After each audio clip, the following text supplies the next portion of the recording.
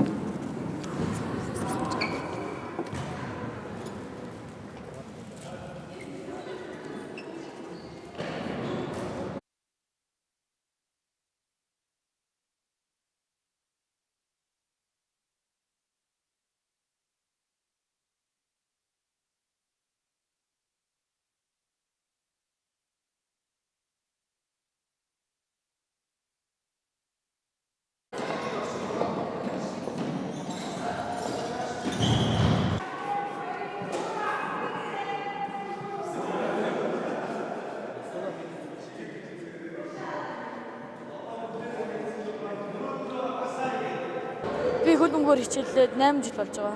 За чи ямар амжилтуудыг үзүүлээ? Танай гэрийнхэн бас ямар амжилтуудыг үзүүлээ? Би болохоор хөлбөмбөр хичээллээд улсын авраг. Тэгээд одоогийн байдлаар ингээд Монгол турхт ингээд олон улсын тэмцээн юм. Ер нь бол өөрийнхөө хэмжээнд томоохон их амжилтуудыг гаргасан.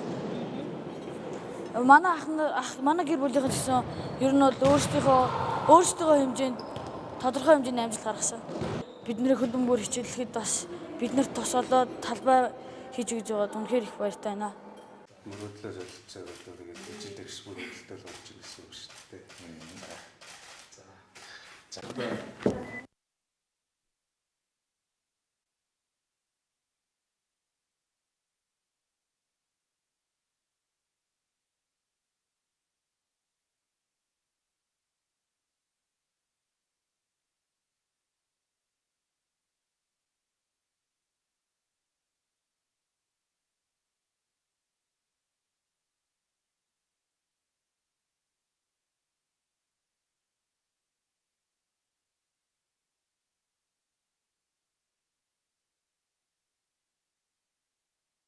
Нэгдүгээр сэтгэл маш өндөр байна. Ягаад гэвэл энэ хүүхдүүдийн мөрөөдлийг хөлбөмбөөр дамжуулж асаана гэдэг энэ зорилго маань олон жил яригдсан. Бүр тодруулбал өнгөрсөн жилээс эхэлж ажил хэрэг болох ихний одоо ажлууд нь хийгдсэн. Өнгөрсөн жил засаг дарга амар сайхныг хурлын дарга байх үед энэ хөтөлбөрөөр хэрэгжиж яригдж одоо эхнийхээ үнэс суурийг тавьсан. Одоо хойд бид нэр хөлбөмбөөр дамжуулж энэ хүүхдүүдэд биеийн тамир, нийтийн биеийн тамир, спортоор дамжуулаад багийн спортоор хамтарч ажиллах энэ ёс зүйг нь бага насны хүүхдүүдэд одоо багаас нь ингэж төлөвшүүлэх нь чухал юм байна гэдгийг одоо ярилцаж санад нэгдсэн. За тэмцээний маань мөрөөдлөө асаа гэж нэрлсэн учир шалтгаан нь энэ тэмцээнд оролцсон хүүхдүүд маань одоо төрүүлсэн баг шилдэг тамирчид нь гадаад руу явж дэлхийн тэр нөгөө том оддынхоо тоглолтыг газар дээрээс нь үзэх, тоглолтын үзэх, дээрээс нь одоо тэр мөрөөдөл болсон Месси, Роналдо одоо өөр хэн байдгүй те. Тэдгээр тамирчидтайгаа шууд нүүр тулж уулзах энэ боломжийг нь нээж өгч байгаа юм. Эргээд энэ нөгөө хүүхдийн одоо мөрөөдлийг жинхэнэ утгаараа биелүүлж байгаа юм. Эргээд тэр хүүхдийг харсан, өрсөлдсөн, хамт явж байгаа бусад хүүхдүүд маань бас урам зориг ташуур болно. Энэ тэмцээнд хөлбөмбөгөөр дамжуулаад бид нэр заавал амжилт гаргах, заавал одоо мэрэгжлийн хөлбөмбөгч болгох гэдэгтэй биш. Эргээд энэ хөлбөмбөгөөр тоглосныхын цаад одоо үнэлэгдэшгүй одоо хувь нэмэр нь ерөөсөө л багийн спортоор дамжуулж хамтаар ажиллах энэ ёс зүйн ур чадвар юм. Ингэж л бид нар хүүхдүүдтэй 5-10 жилийн дараа хамтаар ажилласан амин хөө хичээсэн биш. Ганцаараа биш, олуулаа нэг зорилгын төлөө явж чадах тийм иргэнийг л одоо хүм төлөвшүүлэхэд эдгээр ажлууд манаас тодорхой хэмжээний ач холбогдолтой гэж бодож байна. Дээрээс нь хотын дарга энэ санаачлагыг бүр цааш нь хөгжүүлээд энэ ногоон талбай гэдэг юм чинь дүүрэг болгонд одоо барья.